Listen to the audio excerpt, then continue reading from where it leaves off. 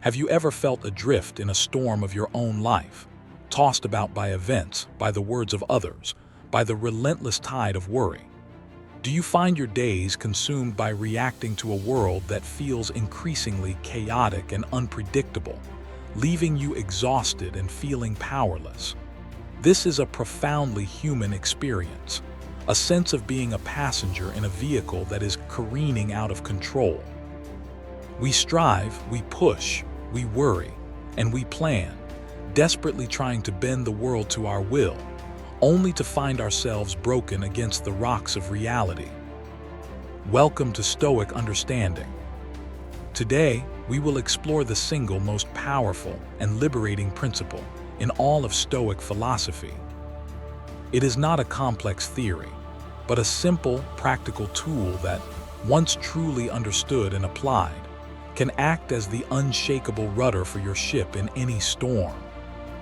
This is the foundational idea upon which all other Stoic wisdom is built, the master key that unlocks the door to inner peace, resilience, and true freedom. We will journey into the heart of this concept, the art of controlling what you can and gracefully accepting what you cannot. The modern world is an engine designed to produce anxiety. We are inundated with information, a constant stream of news cycles, social media feeds, and market fluctuations, all screaming for our attention and emotional investment. We are told we can be anything, do anything, control anything, if we just try hard enough. This creates a powerful illusion of control, a belief that our happiness is contingent on external outcomes. Securing the perfect job, maintaining a flawless reputation, ensuring the approval of others, and protecting ourselves from all misfortune. This illusion is the very source of our modern suffering. This relentless pursuit of control over the uncontrollable places an immense burden upon our minds. It is a battle we are destined to lose, yet we fight it every single day. Think of the mental energy you expend worrying about what your boss thinks of your performance, agonizing over a past mistake, or feeling anxious about the future of the economy.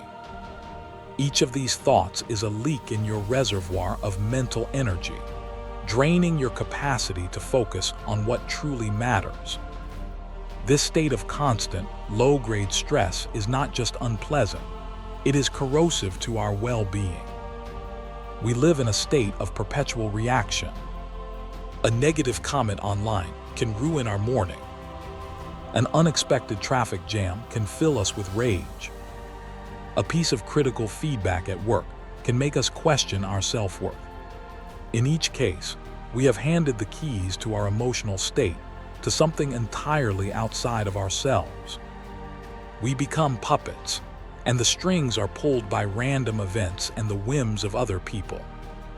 This is the definition of fragility, a life where our inner peace is so precariously balanced that the slightest breeze can shatter it into 1,000 pieces. Consider the simple, everyday example of a traffic jam. The sea of red taillights stretches for miles. You have an important meeting to get to. The minutes tick by. What happens inside you? Your heart rate increases, your jaw clenches, frustration boils into anger. You might honk your horn or curse at the other drivers. You are fighting reality. You are pouring your precious energy into a futile struggle against a situation you have absolutely zero control over. You cannot will the cars to move. Your anger changes nothing except to poison your own state of mind. Or think about our relationships. We often try to control the feelings, opinions, and actions of our friends, partners, and family. We want them to see the world as we do, to act in the ways we think are best. When they don't, we feel disappointed, hurt, or betrayed. We invest our emotional well-being in their behavior, a domain that is fundamentally their own. We are trying to write a script for a character in a play that we do not direct, and then we are surprised when they improvise their own lines. This is a recipe for perpetual conflict and dissatisfaction. Our careers are another battleground for this illusion of control. We can work hard, be brilliant, and act with integrity, but we cannot ultimately control whether we get the promotion, whether our company succeeds, or whether the market for our skills will change. Many people tie their entire sense of self-worth to these external validations. When they don't materialize, they feel like failures. They have staked their happiness on a territory they do not govern, forgetting that their true value lies in their effort, their character, and their choices, not the unpredictable outcome. Even our own bodies, which seem so intimately ours, are largely outside of our direct control. We can influence our health through diet and exercise, but we cannot command ourselves to be immune from illness, nor can we stop the natural process of aging. We can't control a sudden accident or a genetic predisposition. To live in constant fear of these things, to make our peace contingent on perpetual health and youth, is to live in a state of anxiety, fighting a battle against nature itself. It is a war that no one has ever won. This constant struggle leads to a state of mental exhaustion and burnout. When you are constantly scanning the horizon for potential threats, trying to manage every variable, and worrying about every possible outcome, your mind has no time to rest. You are like a general fighting a war on 1,000 fronts simultaneously. It is an unsustainable way to live. Eventually, the fortress of the mind begins to crumble under the sheer weight of this self-imposed responsibility for the entire universe. We become tired, cynical, and detached from the joy of the present moment. Into this chaos of modern life, the wisdom of a former slave born nearly 2,000 years ago speaks with a clarity that cuts through the noise.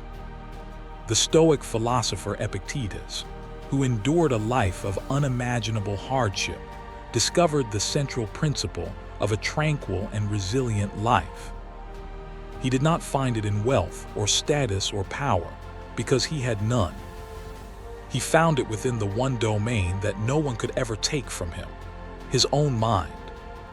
His core teaching is the antidote to our modern anxiety.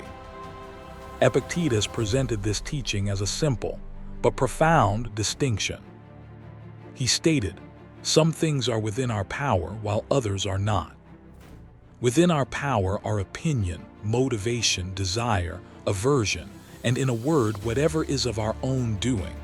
Not within our power are our body, our property, reputation, office, and in a word, whatever is not of our own doing." This is the dichotomy of control. It is not a philosophy of passive resignation, but a strategic guide to applying our energy where it will actually make a difference. It is a call to become surgeons of the mind.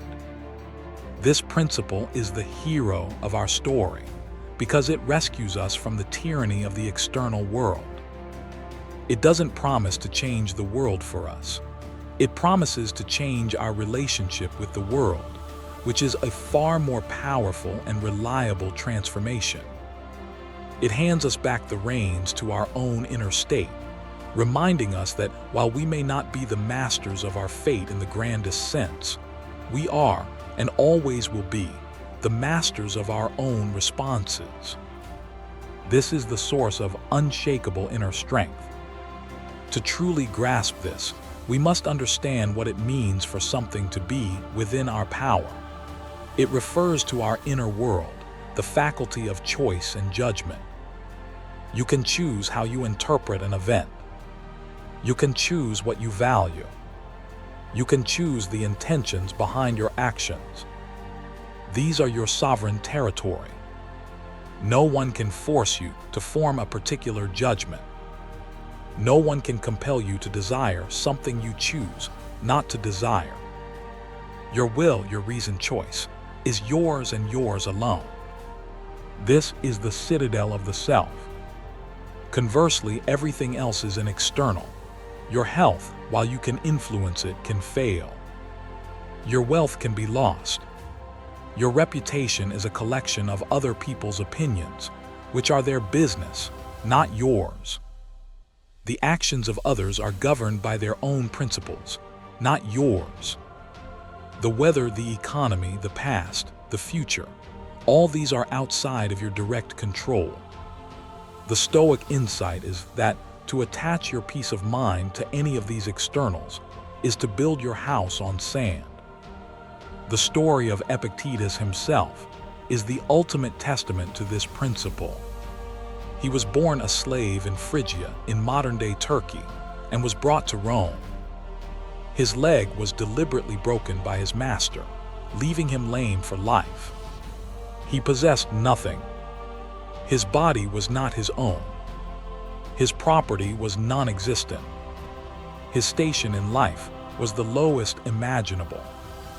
By all external measures, his life was one of complete powerlessness and misery. And yet, Epictetus became one of the most influential teachers of his time, a beacon of wisdom and inner freedom. How was this possible?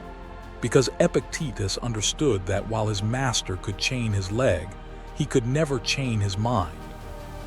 His master could command his body, but he could not command his will. He realized that his true self was not his physical form or his worldly status, but his faculty of judgment. By focusing exclusively on what was within his control, his thoughts, his interpretations, his character, he found a freedom that his own master, consumed by desires and fears for his own wealth and power, could never know. This is the profound liberation offered by the dichotomy of control. It is not about giving up. It is about strategic surrender. It is about abandoning the feudal war with reality and redirecting your entire army, all your energy, focus, and creativity, to the one battle you can actually win, the battle for your own mind. It is the wisdom to know the difference between the battlefield and the background noise. Your inner world is the battlefield. Everything else is simply the weather. So, how do we begin to apply this ancient wisdom to our frantic modern lives? The application is the turning point, the moment where philosophy ceases to be an abstract idea and becomes a living, breathing practice. It begins with a simple, conscious act that you can perform hundreds of times a day, the act of sorting. You must become a vigilant gatekeeper of your own mind, examining every impression and every anxiety that arrives at the gates. The first practical step is to pause. When you feel a strong negative emotion, anger, anxiety, frustration, jealousy, do not react immediately. Our instant, gut reactions are almost always driven by the false belief that an external event is the cause of our suffering. By creating a small gap of time between the stimulus and your response, you give your rational mind a chance to engage. This pause is a sanctuary, a moment of power where you reclaim your agency. In that sanctuary of the pause, you perform the second step, analyze. You must ask yourself a simple question about the source of your distress. Is this something that is within my control or not within my control? This question acts as a filter. It separates the signal from the noise. It sorts the world into two distinct piles, the things you can do something about and the things you can't. This single act of classification is the beginning of wisdom. Let us revisit the traffic jam through this new lens. You are stuck. The emotion of anger begins to rise. You pause. You take a deep breath. Then you analyze. What here is outside of my control? The number of cars, the speed of the traffic, the time of arrival. These are externals. Trying to change them with anger is like trying to shout a hurricane into submission. It is an act of insanity. It is a waste of your life force.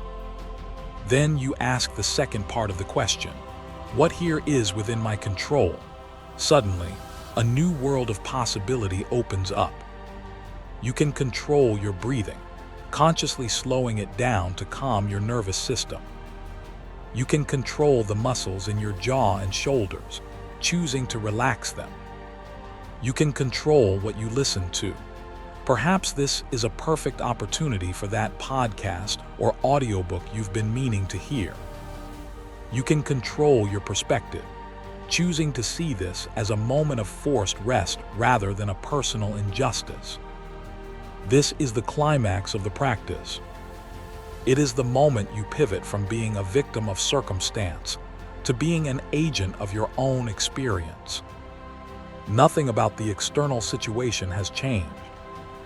The traffic is still terrible, but everything about your internal world has been transformed.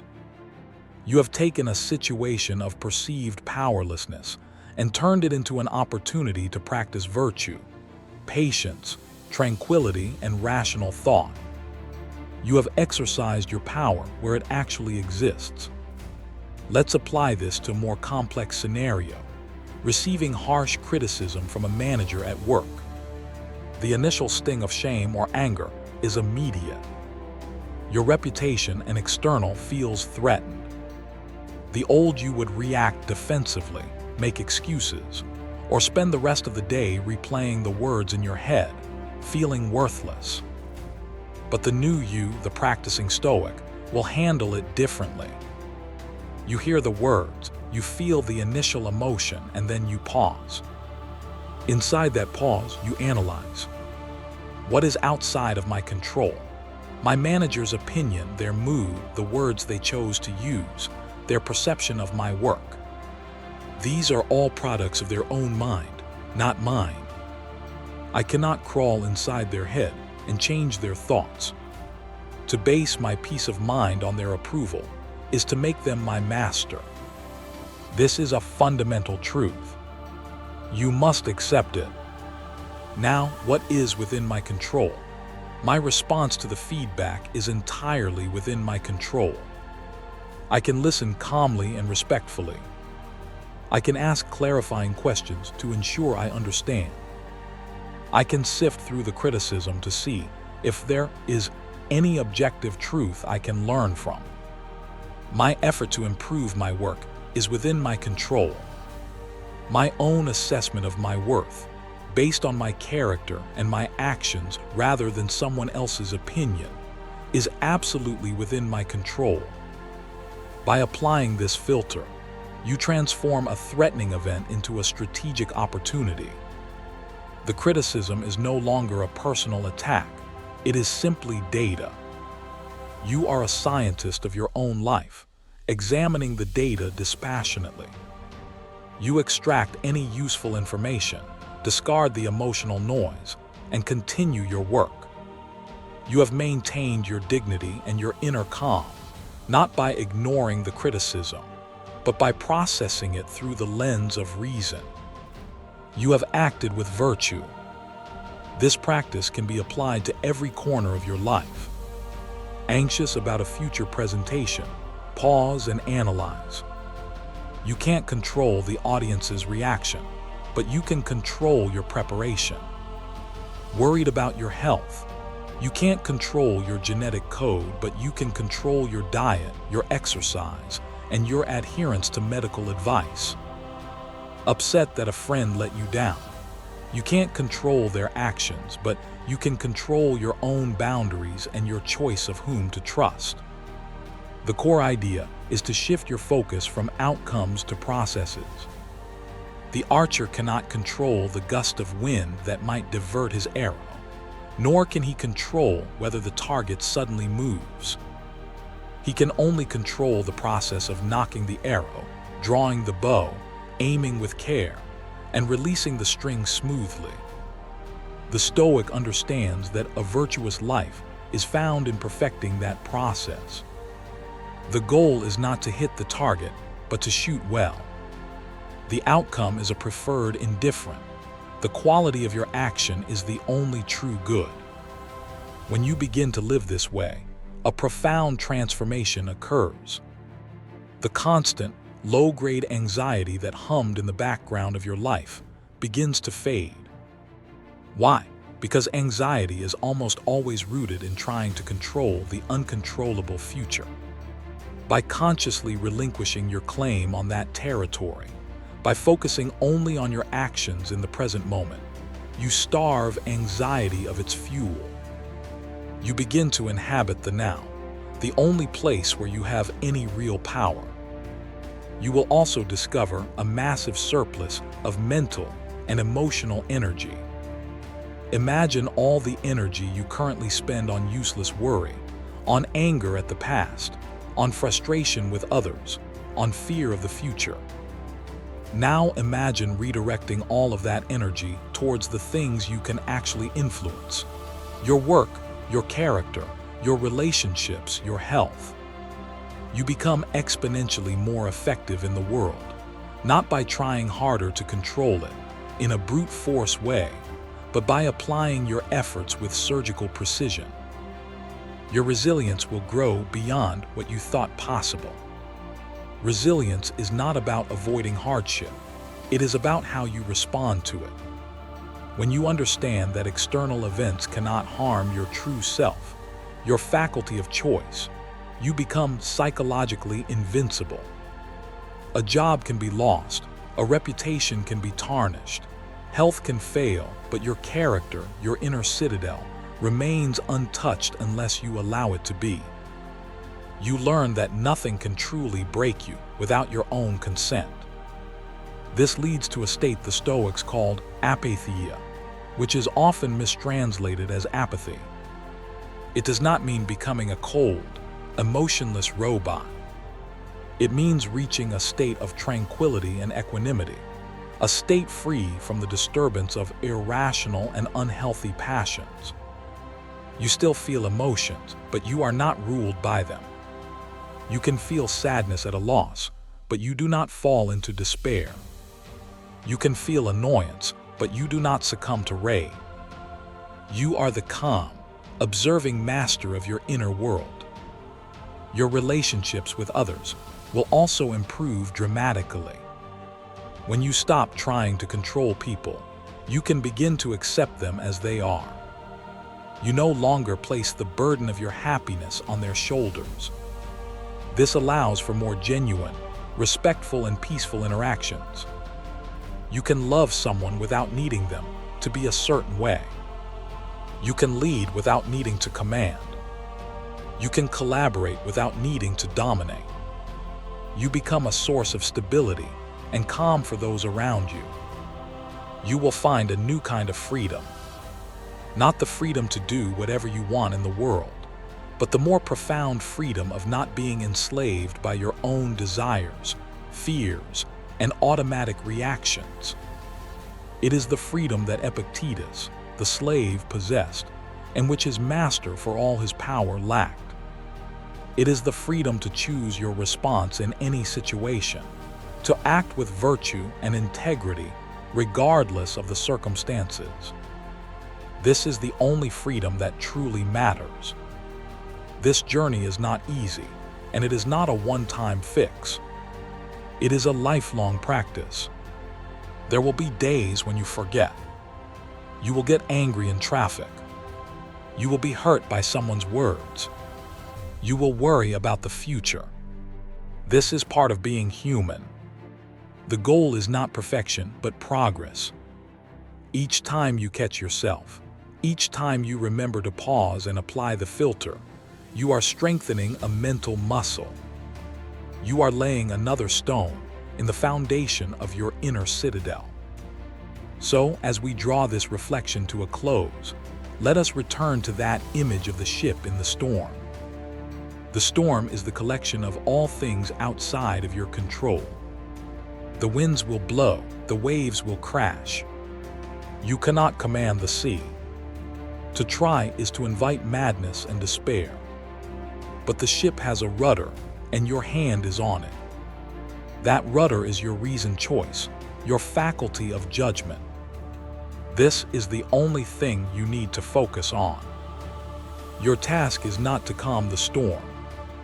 Your task is to steer your ship well, to keep your hand steady on the rudder, to navigate with wisdom, courage, and tranquility, no matter how fiercely the storm rages. The quality of your journey is not determined by the weather, but by the skill of the captain. You are the captain. This is your great and noble responsibility. I invite you to begin this practice today.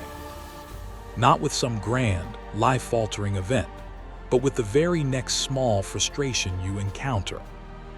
A slow internet connection, a misplaced set of keys, a person who cuts in line. See it not as an annoyance, but as an opportunity. A chance to train. A chance to pause, to analyze, and to choose your response with wisdom. This is how the path is walked, one small, intentional step at a time. This is the way to a life of purpose, resilience, and profound peace. The core of this entire philosophy, this life-altering practice, is the understanding that the universe is governed by a rational order, what the Stoics called the logos. Our task as rational beings is to live in harmony with this order. Part of this harmony is recognizing what our specific role is within the grand play. Our role is not to be the playwright, nor the director. Our role is to be the best possible actor we can be, delivering our lines with excellence and virtue, whatever the script may demand of us. When you truly internalize the dichotomy of control, you stop seeing the world as a series of problems that need to be fixed. Instead, you see it as a gymnasium for your character. Every challenge, every difficult person, every setback is not an obstacle to your life, but a part of your life's curriculum. It is a chance to practice courage, patience, justice, and wisdom. The Roman Emperor Marcus Aurelius reminded himself daily that the impediment to action advances action. What stands in the way becomes the way. Imagine the weight that would be lifted from your shoulders if you no longer felt responsible for things you cannot change. The burden of carrying the world's problems, the opinions of others, and the uncertainties of the future is a heavy one. The dichotomy of control allows you to set that weight down. It gives you permission to focus, to narrow your field of concern to your own thoughts and actions. This is not selfish. It is the most selfless act, for only by mastering yourself can you be of true service to others. Consider the peace that comes from this focused perspective. When you are not constantly distracted by the buzzing of 1,000 external concerns, your mind becomes clear and calm. You can think more deeply, work more effectively, and be more present in your relationships. You are no longer living a fragmented life, pulled in a dozen directions at once. You are living an integrated life, centered on a single, powerful purpose, to live virtuously in the here and now. This practice also cultivates a profound sense of gratitude. When your happiness is no longer dependent on getting what you want, you begin to appreciate what you have. You stop taking things for granted. Your health, for as long as you have it, becomes a gift. Your relationships become treasures to be nurtured, not contracts to be enforced. Even the simple act of breathing becomes a reminder of the present moment you have been given. This is the path to a quiet and stable joy. We must be clear, this is not a philosophy of passivity. It is a philosophy of radical action within the correct sphere. A Stoic does not simply sit back and say, whatever will be, will be. A Stoic assesses a situation, determines what is within their power, and then acts with 100% of their effort and commitment within that domain. They pour their heart and soul into their preparation, their choices, and their duties, and then they accept the outcome, whatever it may be, with grace and equanimity. The archer who shoots his arrow is not indifferent to hitting the target. Hitting the target is the preferred outcome, but his tranquility is not dependent on it. He knows he has done everything in his power to shoot well. The rest is up to fate, to the logos. This distinction between preference and attachment is crucial. You can prefer to be healthy, wealthy, and well-liked, without attaching your very soul to these outcomes.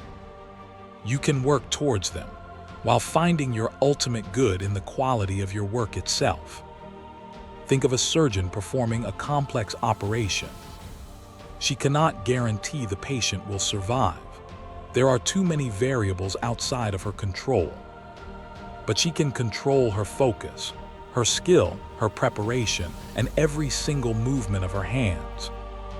Her excellence is not defined by the outcome, but by the quality of her performance in the operating theater.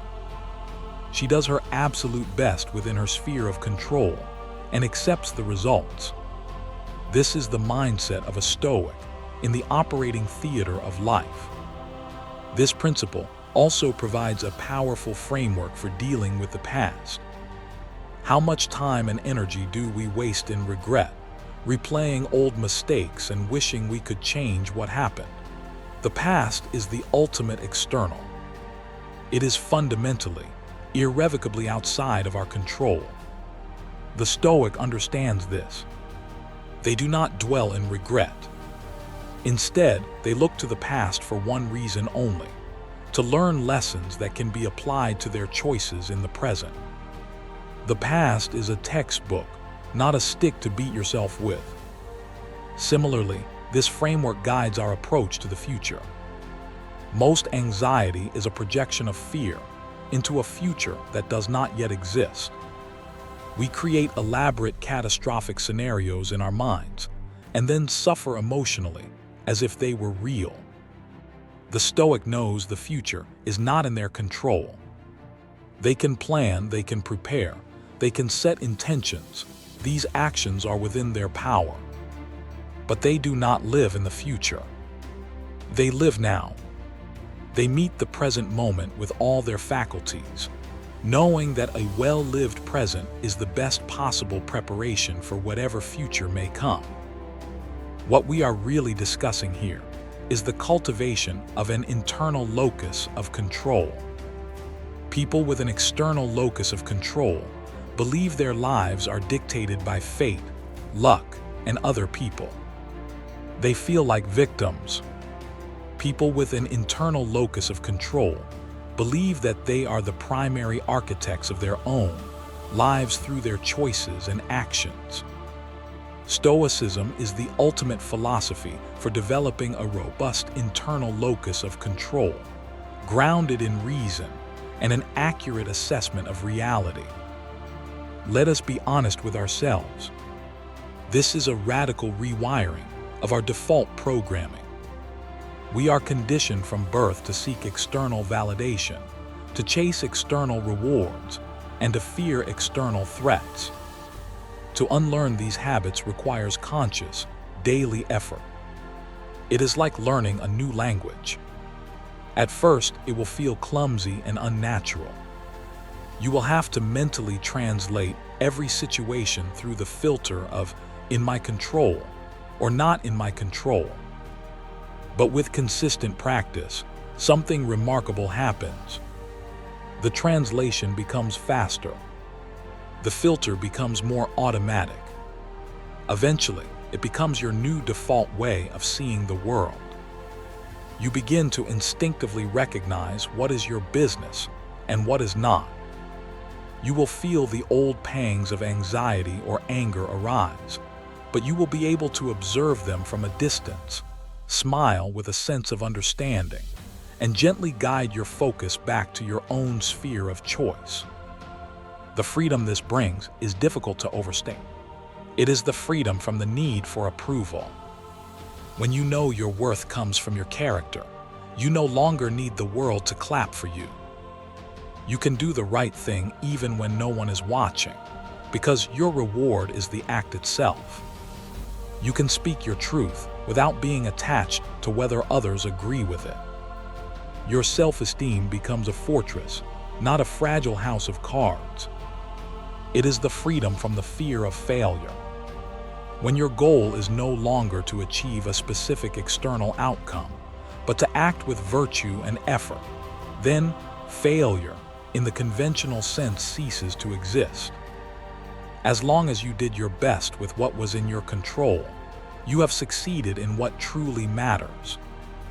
Every failure simply becomes another lesson, another opportunity to refine your process. This mindset allows you to take on greater challenges with courage and creativity. And it is the freedom from the bitterness of envy. Envy arises when we want what someone else has, their wealth, their looks, their reputation.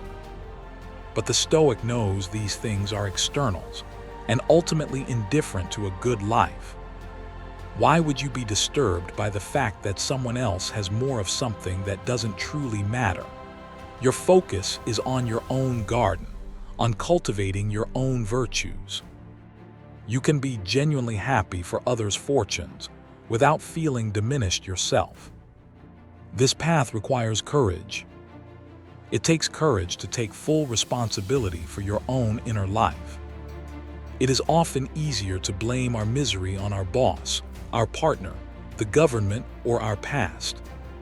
It takes courage to say, "No, the source of my turmoil is not what happened, but my judgment about what happened. And that judgment is mine to change." This is the ultimate act of self-ownership. It is the moment you stop being a child complaining about the world and start being an adult who contributes to it with wisdom and grace. The dichotomy of control is not a tool for detachment from the world. It is a tool for effective engagement with it. It allows you to love more purely, to work more effectively, and to serve more selflessly. Because when you are not constantly drained by fighting unwinnable battles, you have an abundance of energy to pour into the people and causes that truly matter to you. You bring your best self, a calm, rational, and resilient self, to every situation. As you walk this path, be patient with yourself. You are unlearning a lifetime of conditioning. The Stoics themselves were not perfect sages. Marcus Aurelius, the most powerful man in the world, had to write to himself daily in his meditations, reminding himself of these very principles. He had to remind himself not to get angry with difficult people, not to be distracted by fame, and to focus on his own duties. If an emperor needed daily reminders, then so do we. Let the final image in your mind be that of a circle. Draw a small circle in the center of a large piece of paper. That small inner circle represents everything within your control, your choices, your judgments, your will. Everything outside that circle is the rest of the universe. Your life's work, the Stoic task, is to pour all of your attention, care, and energy into that inner circle, making it a bastion of virtue and reason. And for everything outside of it, you practice acceptance, grace, and trust in the natural order of things. This simple division, this sacred geometry of the soul, is your map to a good life. It is your guide to navigating the complexities of the 21st century with the timeless wisdom of the ancients. It is the key to transforming suffering into strength and anxiety into an unbreakable peace. This is the core of Stoicism. This is the first and most important step on your journey to a resilient and tranquil mind. We live in an age that glorifies the external. Success is measured in followers, bank balances, and job titles. Happiness is marketed as a product you can buy, a destination you can reach if you just get the right car, the right house, the right partner. Stoicism offers a radical counter-narrative. It declares that the entire kingdom of happiness and misery resides within that small circle of your own choices. It is a revolution that begins not with a protest, but with a quiet, internal pivot of perspective. The true measure of a person, according to the Stoics, is not what they have, but how they bear what happens to them. Character is forged in the crucible of adversity, and the dichotomy of control is the master tool for the blacksmith of the soul. It teaches you how to use the fires of challenge not to be consumed by them, but to temper your own character into something strong, beautiful, and resilient. Every difficulty becomes an opportunity to demonstrate your virtue. This is not a philosophy of grim endurance. It is a philosophy of proactive flourishing. By clearing away the mental clutter of things you can't control, you create the space for genuine joy and meaning to grow. You find joy not in the fleeting pleasure of external acquisition, but in the deep satisfaction of a job well done, a duty fulfilled, a kind word spoken, a moment of rational clarity. You are building a happiness that cannot be taken away from you. Consider how this changes your approach to goals. A non-Stoic might say, "My goal is to get that promotion." Their happiness is now chained to the decision of other people. A practicing Stoic would reframe it. "My goal is to be the most prepared, diligent, and valuable candidate for that promotion." This goal is entirely within their control. Whether they get the promotion or not, they can achieve their goal. They can succeed on their own terms every single time. This is a framework for a life without failure. This is the ultimate empowerment. It is the realization that you are not fragile. You are not a leaf in the wind. You possess a core of rational choice that is, as the Stoics believed, a fragment of the divine. It is your duty and your privilege to cultivate that core, to keep it clear, strong, and aligned with nature. This is the great work of a human life. It is the path from turmoil to tranquility. As you integrate this principle, you will notice a change in your physical presence. The tension in your shoulders will lessen. The furrow in your brow will soften. Your breathing will become deeper and more regular. Our mental states are written on our bodies. A mind at war with reality creates a body that is tense and defensive. A mind that is at peace with reality, accepting what it cannot change, allows the body to relax and open. Inner peace manifests as outer calm. Never forget the simplicity of the core practice. When distress arises, ask the question, "Is this within my control or not?" If it is not, your duty is to meet it with acceptance. If it is, your duty is to meet it with your best action. That is the entire algorithm. It is simple to understand, but it requires a lifetime of practice to master. Every day offers a new opportunity to practice, a new chance to strengthen that muscle of wisdom. Thank you for joining us on this deep exploration at Stoic Understanding. We do not claim to have all the answers, but we are committed to exploring these timeless questions together. The path of the Stoic is not a solitary one. It is a shared journey of mutual encouragement and the pursuit of wisdom. It is about reminding each other of the principles when we forget. If this exploration of controlling what you can has resonated with you, if it has provided even a small glimmer of clarity in the midst of the storm, then we invite you to continue this journey with us. Subscribe to Stoic Understanding and become part of a community dedicated to applying ancient wisdom to modern life.